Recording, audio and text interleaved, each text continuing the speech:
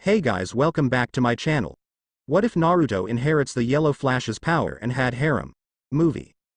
Naruto arrived outside the stadium full of energy and bouncing around like a madman possessed. Even his arm was twitching in excitement. Wait, what? Aw man. He screamed in his head. He thought his damn arm had stopped after that motivational talk with Hinata-chan. Wait, Chan.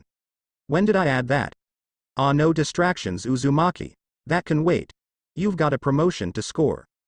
Flashback no jutsu. Naruto was walking along trying to get his arm under control, cursing the fact that he started to get nervous now when the exams are an hour away. He realized he was near his old training ground and decided for a quick visit when he spotted someone familiar there already. It was Hinata. Hinata. You're alright now. There was a quiet eep as Hinata jumped and hid behind the training post that she had been staring at. Nah. Naruto-kun. Why are you here? Isn't today the finals? Naruto looked at her quizzically before replying. Well, I just came to check out this practice field, since this is the place I became a genin. Oh, why? Nothing. Who cares? Oh yay, sorry. Naruto sighed in exasperation and desperation. It's worth a shot, I suppose, he thought depressingly. Hinata, Neji's a relative of yours, right? Why? Yay, he paused for a moment before asking the question on the tip of his tongue before going for it. He's strong, right? Why? Yeah, Naruto looked down, what little hope he had dwindling quickly. Hinata, noticing this, quickly thought of something to say to help get it back. But you might be able to beat him, Naruto-kun, because. Ha. Yeah. I'm really strong. Ha, he butted in really quickly out of nervousness, ending all conversation as a dead silence descended on the duo. Oh, when you cheered for me, I felt like I had become stronger. After the prelims ended, I started liking myself a little more. To other people it may not seem like I changed, but I felt like I was able to change. It was thanks to you, Naruto-kun, is what I think. Ah ha. Thanks to me, eh? Yeah, I'm very influential. Hey Hinata, did you really think that? Huh. Was her intelligent response. He paused before continuing. I may appear strong to you, but that's because I act all tough because I'm so frustrated from always failing. Hinata's thoughts at this moment were along the lines of, oh my god. He's letting his mask down in front of me. Quick, help him out. Say something inspirational. Now girl. On the surface she kept calm and said, that's not true. Even when you always fail, in my eyes, you're a proud failure. When I look at you I get an intense feeling in my heart, because you're not perfect, because you fail. You have the strength to get back up, because I believe that's what true strength is. I think you an incredibly strong person, Naruto-kun. Naruto stood there in stunned silence for a moment before he came to his senses and replied with a smile on his face, thanks Hinata. Earlier I was feeling uncharacteristically depressed, but now I feel great. You know about you, I thought you were a plain-looking dark weirdo. Hinata's world crashed around her head for a split second. He thinks I'm weird? But a person like you, I really like. Her mind went from rock bottom to overdrive as she stared in dumbfounded silence. He said he liked people like me.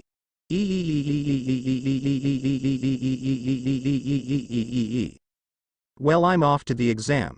You better come watch me kick that Neji guy's ass. Later. And he left with nothing but a tough guy over the head wave without looking back. Flashback no jutsu. Kai. An. So's if that was long. Naruto stood there staring as the twitching in his arm died down again before striding into the competitor's entrance, riding high from the confidence boost from Hinata, and proceeded to walk out into the arena and take his place in the lineup, and then his confidence took another blow as he looked into the crowd. All eyes, and I mean all eyes apart from the younger generation, were scowling down at him from the spectators' stands, and he couldn't help but drown out the proctor and let his mind wander. Goddammit. After all this work getting to the finals, proving I'm capable to be a ninja, they still look at me like I smell and look like gutter trash. What do I have to do to these people to first match? Uzumaki Naruto versus Neji Hyuga, Hayate called out in an authoritative voice and caused the crowd to break into cheers. As Naruto walked over to the middle of the field, he heard Neji say to him, even the crowd knows your fate, Uzumaki. Listen to them predict your downfall. And listen he did, and his mood only soured more as he heard snippets of what the crowd was shouts at him specifically. Things such as, you're gonna get what's coming to you, brat, and revenge will finally be our demon. Also, the Hyuga will get vengeance for us, now censored. Why can't they all just shut up? I don't need this right now. Naruto thought as he stretched and took his ready stance facing Neji. As he thought this, his arm gave a jerking twitch and he jumped about a foot in the air, causing people to laugh at him. "Motherfuff, that hurt, damn it," he mentally screamed as it felt like he got shocked all up his right arm. And my arm is still twitching. He was getting frustrated now. This could seriously impede his hand seals and taijutsu during the fight. Unfortunately, he didn't have time to dwell on as Hayate called out Hajime, and Neji charged straight for him. Naruto dodged by doing a flip over Neji's head and getting some distance, managed to spam some clones to stall him so he could think of a plan. As Neji dealt with the clones, Naruto observed him and tried to come up with a way past his taijutsu style. Come on Naruto, think. What the name of the Hyuga style again? Janken? No, Jiyuken. Yay, that's it. Now what does it do? Targets the chakra points if I remember correctly. Hey, how did I know that? Okay, today is getting weirder and weirder, whoa. Throughout his thinking, Naruto failed to realize that Neji had dealt with his clones and land a strike to his stomach. Humph. Face it, Uzumaki, you are a failure. You have always been destined to fail. Everyone knows it. Why fight your fate? I don't believe in fate, Neji.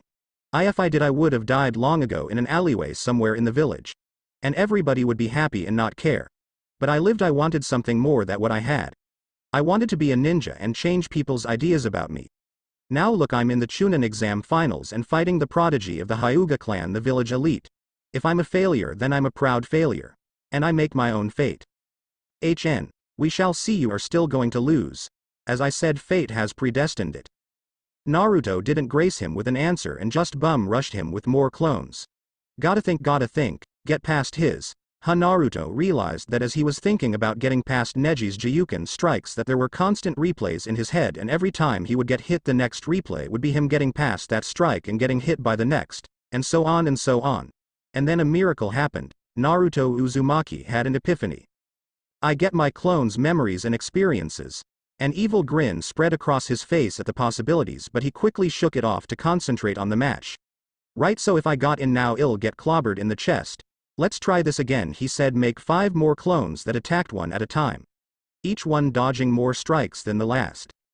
Naruto was actually keeping his cool and assessing his opponent. The Sandaime smirked, thanking his lucky stars. Naruto was growing up, if albeit slowly, but he couldn't help but wonder what brought this change on. He was interrupted from his musings by the Kazekage.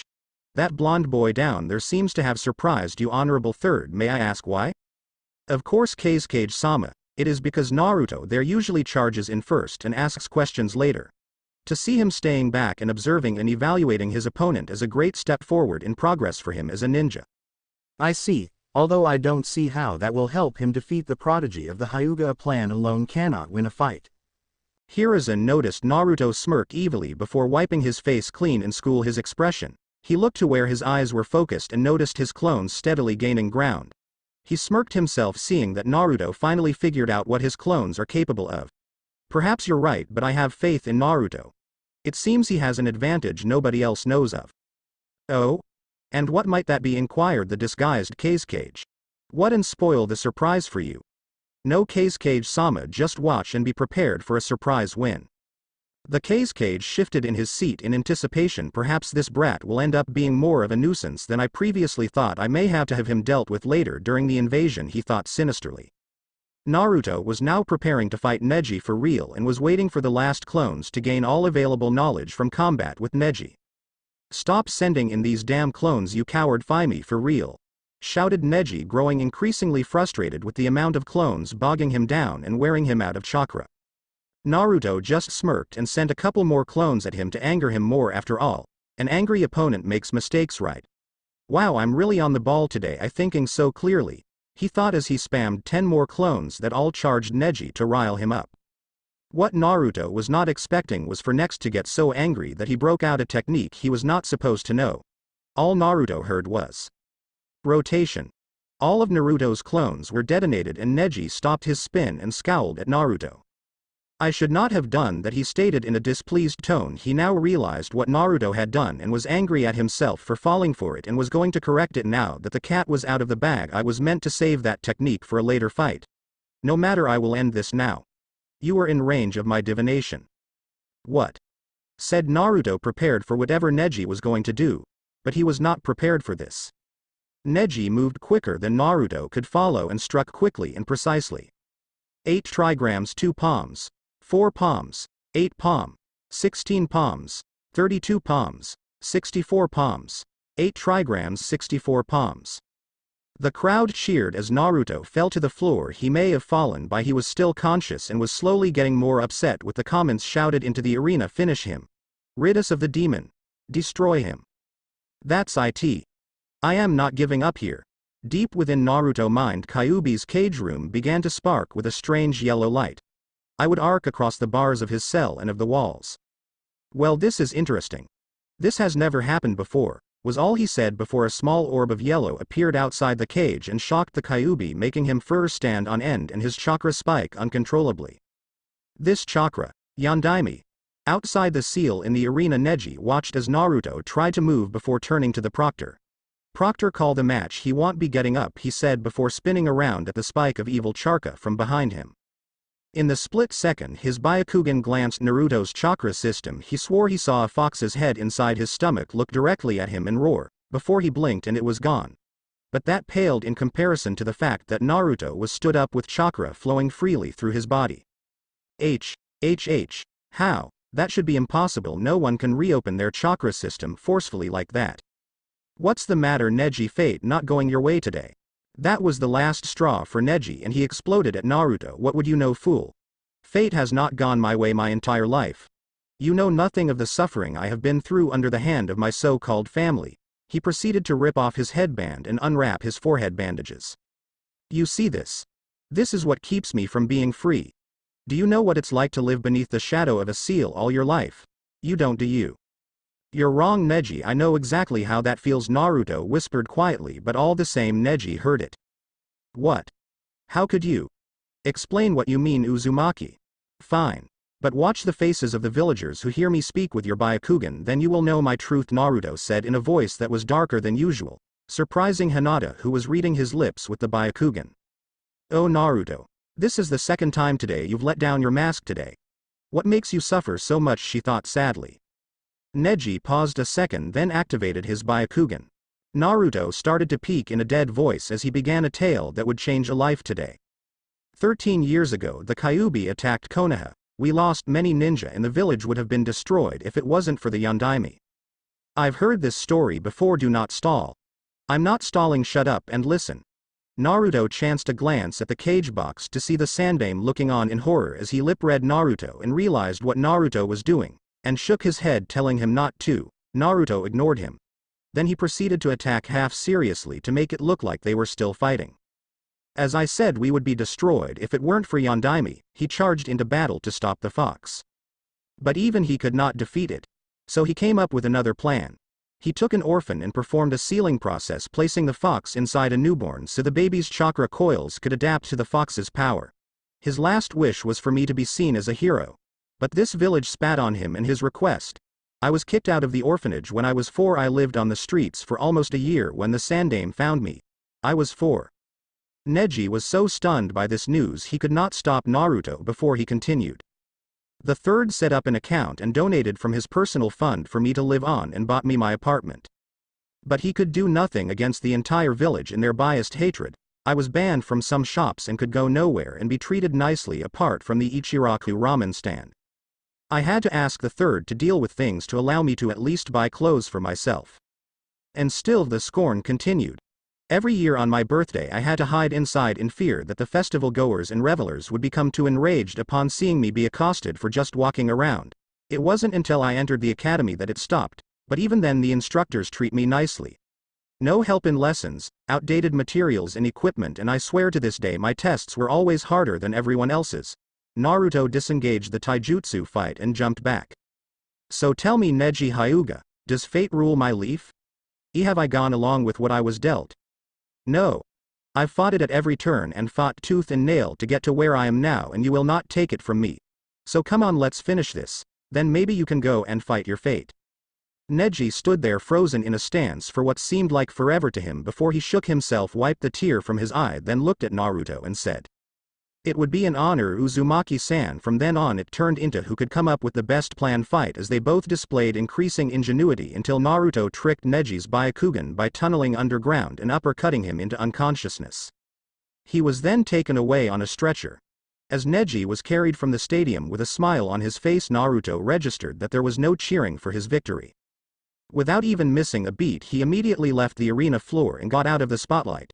After revealing that much about himself to someone, he didn't need to deal with all the villagers at the moment, so the mask went back on, especially as when he started to walk past people from the stands making their way to the bathroom and he heard them muttering the same things as always, only with renewed hatred.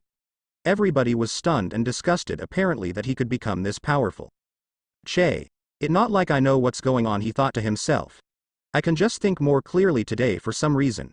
Hell, I shocked myself with some of the plans I came up with in that fight. Still, as he made it back to the competitor's box, he couldn't help but dwell on what he had revealed in the memories that surfaced with it. He sighed to himself, thinking, well, this is going to be a long wait with these thoughts going through my head. He then proceeded to stand next to Shino and Shikamaru to wait for the next fight against Temari of the Sand. Will Shikamaru, Nara and Temari of the Sand please come down to the arena for their match? Hayate called out to the stands, alerting everyone that the match would begin. While everyone heard this and Temari left the box, Shikamaru, being himself, did not move, just looked bored with the whole situation.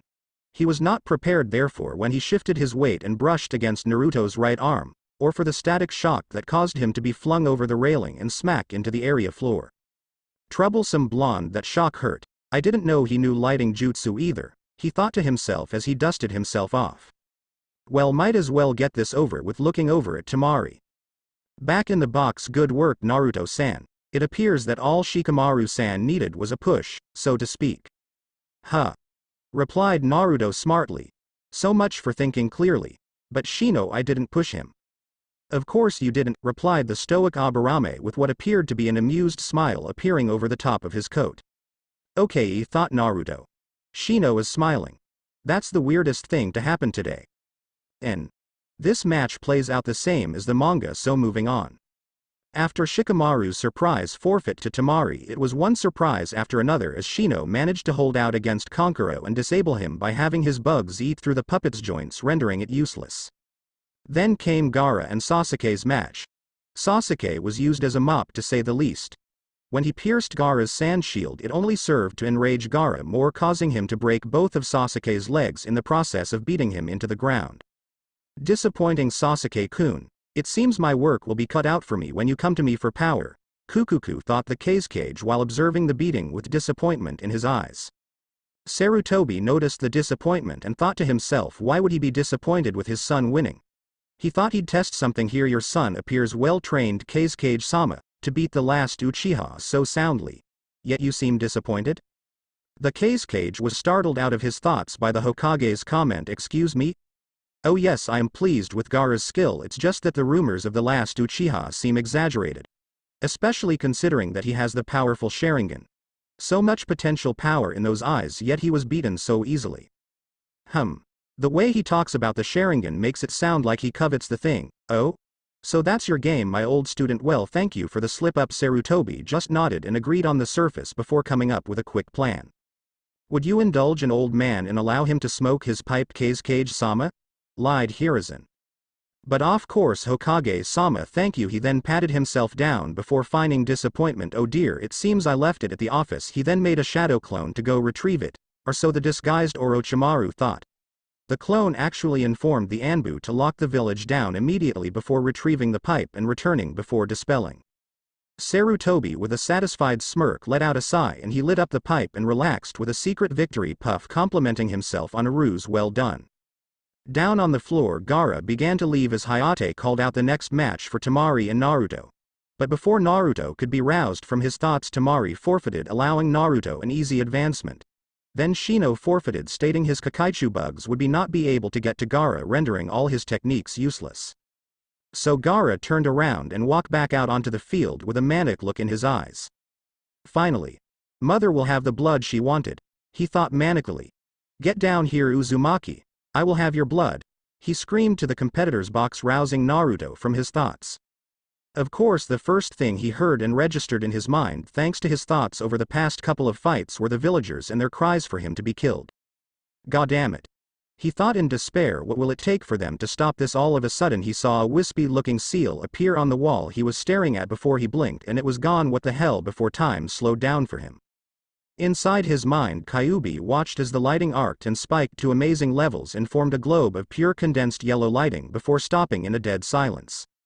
Was all Kyuubi managed to get out before a single arc of lightning lashed out and connected to the sealing paper on the iron bar gate and electrocuted him in his cage, causing him to roar out in pain. In the waking world, all hell broke loose in the competitor's box, as all of a sudden a gut-wrenching scream echoed from Naruto's mouth as he flailed about with lighting arcing around his body. They watched horrified as Naruto managed to stay upright and stagger to the railing before falling over it to the arena floor. The crowd were so stunned by this turn of events that they couldn't even scream out that it was Kyuubi. Then he did something no one was expecting. He disappeared in a yellow flash and reappeared halfway across the arena. Hiruzen jumped into action at this turn of events and shouted out an order. "Kakashi, secure you student now."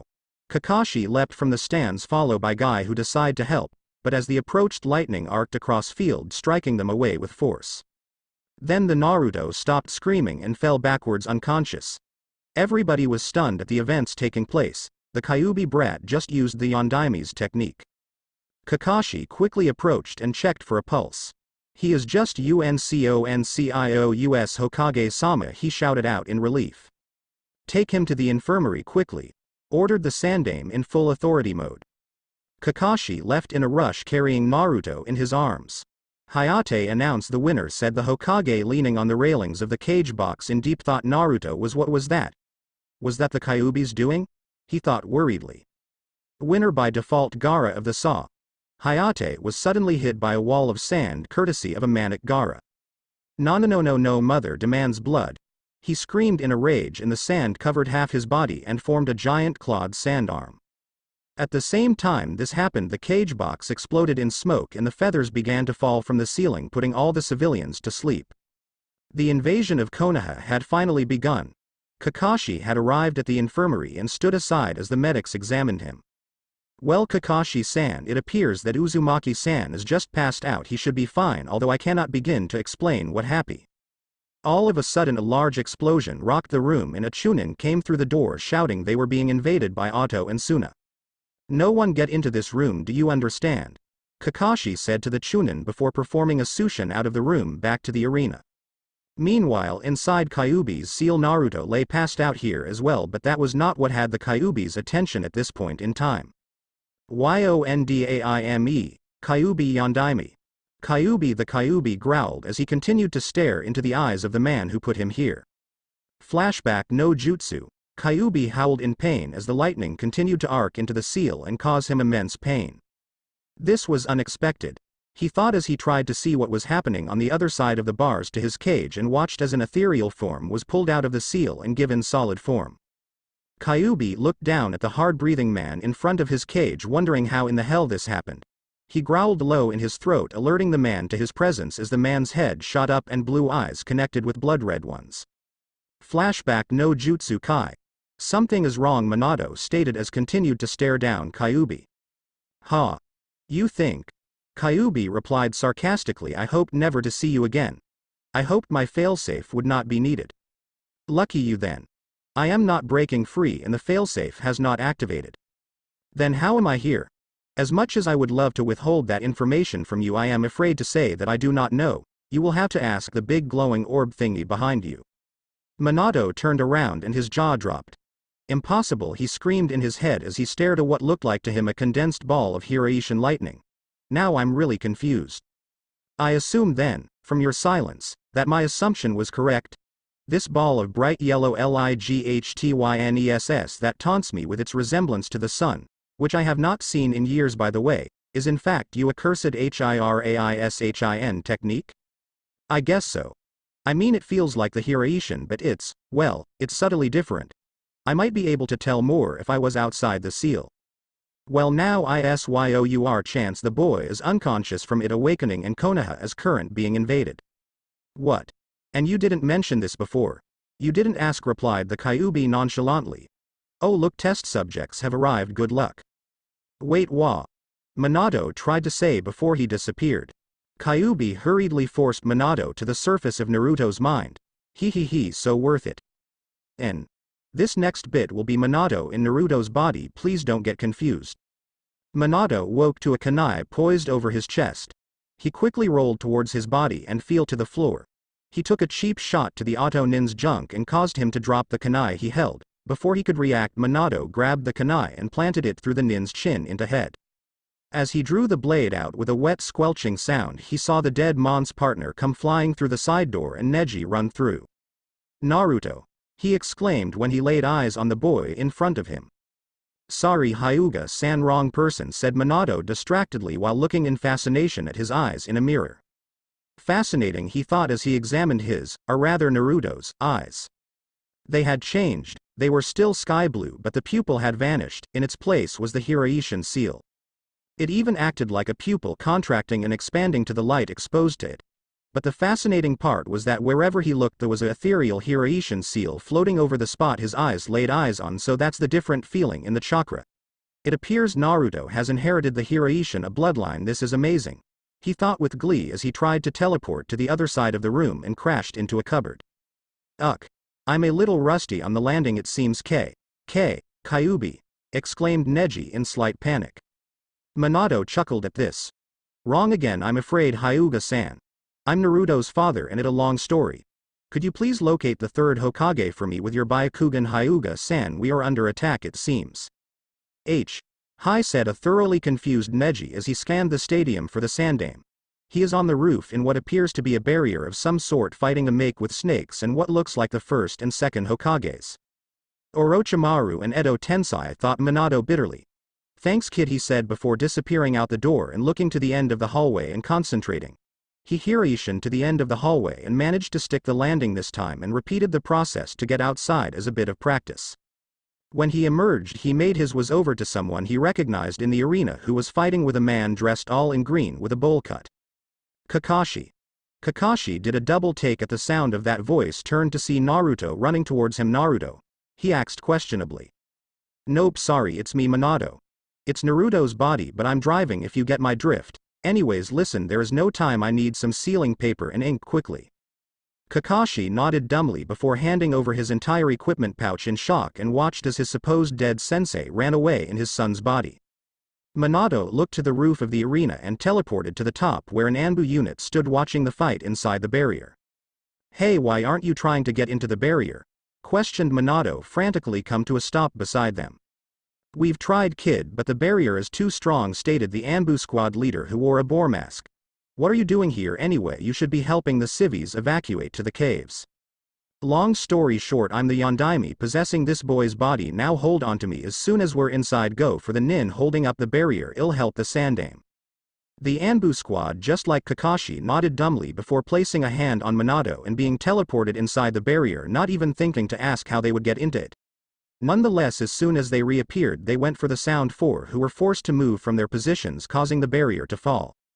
Minato Hiraishined again behind Orochimaru and tried to use a Rasengan between his shoulder blades.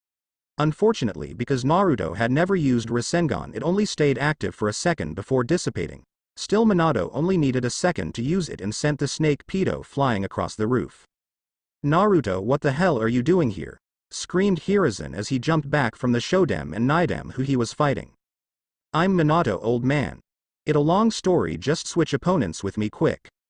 Sarutobi started for a split second before nodding, going with the flow by jumping over and engaging Orochimaru. Minato turned to the first two Hokages before bowing to them. It is an honor to test my skills against my predecessors, he said in a humble tone. You were a Hokage? Asked the Nidem in amusement. I was the Yondaime before I was forced to use the Reaper Death Seal and seal the Kyuubi inside my son, whose body you see here, along with some of my chakra when it was ripped from my wife, the second Jinchuriki, during childbirth. The Kages look on in amazement before being forced to charge him to attack. They did not get far, however, as Minato Hiraishined behind them and kicked at the back of their knees, causing the to keel over backwards before he slapped two pieces of paper on their foreheads and shouting seal. Well, that was easier than expected, stated Minato to himself as he stood up as looked over see Sarutobi take away Orochimaru's arms through the Reaper Death Seal. My jutsu. Curse you, you decrepit old fool, I will get you for this, he exclaimed as he beat a full retreat from the battlefield. Cough cough, no you won't, whispered the Sandame. He turned to see the Shinigami begin to take his soul as payment before passing out, until Minato stepped in the way and confronted the death god. Per the contract it states a soul for a soul. You have only taken the arms of a spirit, not the entire thing, Shinigami. You may only take his legs as fair payment, those are the rules, and you know it, you greedy son of a bitch. The Shinigami narrowed his eyes before taking his dagger and severing Hiruzen's legs from his spirit before disappearing. Minato then took a deep breath and sat down next to Hiruzen to wait for the Anbu. But when they arrived they brought along a prisoner. The girl from Orochimaru's guard had been overpowered, it seems. At this point they all felt demonic twisted chakra, looked to the forest to see a giant tanuki made of sand rise from the tree line. Minato took one look at it and sighed. Screw that, Naruto, you're up, he thought as he went back inside the seal, and Naruto woke up. Naruto closed and locked his apartment door behind him. He had to spend the entire day with the recovering Hokage, who was now restricted to a wheelchair due to his use of the Reaper Death Seal and the loss of his legs, explaining what happened after he seemingly woke up on the roof next to the Sandame and was told by the Anbu there to deal with Gaara, who had transformed into the giant Biju that was storming towards the village. Needless to say, it had been a long day.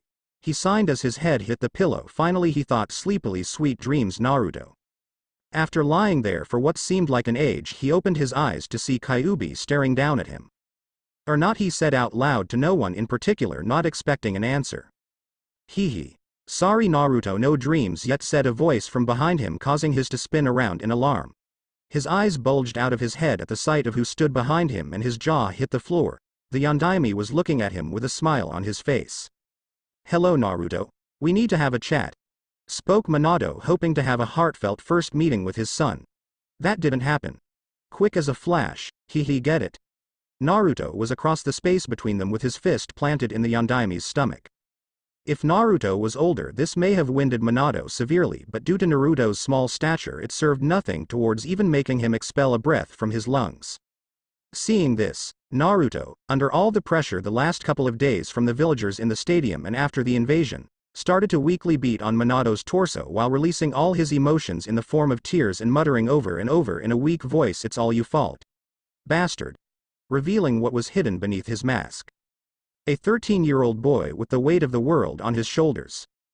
Minato looked down at Naruto in absolute shock before looking up at Kyuubi, who to his amazement looked to have an expression on pity on his face as he observed the scene before him.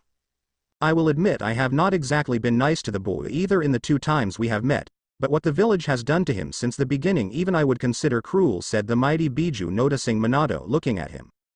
Why didn't you say anything when I first appeared? Because I was trying to work out why you appeared, fool, replied the Kyuubi in an annoyed tone. If you wish to understand what he is talking about, have a look at his memories. But for now calm him down and explain what we have found out.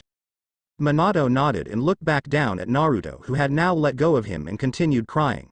Naruto, I don't know what your life has been like, but I did not intend for it to go so horribly. Trust me, if this never had happened you would have had a loving mother and father and grown up happy. But the attack occurred a mere hour after you were born and I was out of options. It doesn't matter either way, my mother and father still die in the attack, Naruto stated in a low tone. Well, I wouldn't exactly call me dead if I'm stood here, would you? Smirked Minato playfully. Naruto just froze at those words. What? Think, Naruto, if I couldn't use my own child, how could I ask someone else to give up theirs? I knew that no matter what happened you would not give in to the pain and lose yourself to the power you contained. Your mother managed to live a very happy life while she contained Kyuubi, and while you look so much like me physically you take after her so much in your personality. Do you love ramen as much as her? Naruto nodded with tears in his eyes. My mother loved ramen as well, he thought with pride. Now that I'm here I'll try to make it up to you as much as I can, but first there is some explaining to do. And I'm not going to go through the origin story as you all probably heard it before 1,000 times in other stories as well as the manga. So I'll just sum it up in a few sentences. And explain he did from the initial sealing of the Kyuubi at the hands of the first Hokage and his wife, through his mother's life up until the night of his birth when the supposed immortal Uchiha Madara appeared and kidnapped Kushina and ripped Kyuubi from the seal and cast a genjutsu on it to attack the Leaf Village after taking a newborn Naruto hostage. Throughout everything, Naruto stood there and listened to everything, amazed at the truth that had been kept secret from him, and at the end did something Minato didn't expect. He turned and walked straight through the bars of Kyuubi's cage before bowing at the waist. "I'm sorry," he said whilst still facing the floor. "What?" Kyuubi asked intelligently, causing Minato to snort and cover his mouth to muffle the laughter, causing Kyuubi to growl at him. "I said I'm sorry. When I first met you I screamed at you and demanded you chakra as rent, so to speak. I assumed you were a monster who could only cause destruction. But a monster is not intelligent, it can't speak or reason." "Gee, thanks for the compliment," Kyuubi deadpanned, caused Minato to muffle his renewed laughter and Kyuubi to growl warningly at him again. "You didn't let me finish. While a monster can't do those things, you can. You can speak and hold conversations, you are intelligent and you were used. I blamed you for everything wrong in my life and I now realize you are as much a victim as me. You were controlled by this Madara guy and forced to attack us. So I'm sorry for everything that's ever happened to you and I would like to start again if you would like to." "Nobody's ever said sorry to me before. Could he be the one you were talking about?"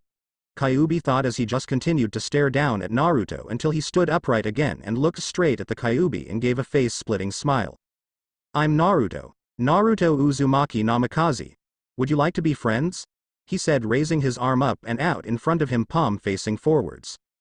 Kyuubi lowered his eye to Naruto's level before asking, "How can I trust you?" Naruto just smiled again and replied, "Cause I'll help you get that Madara guy."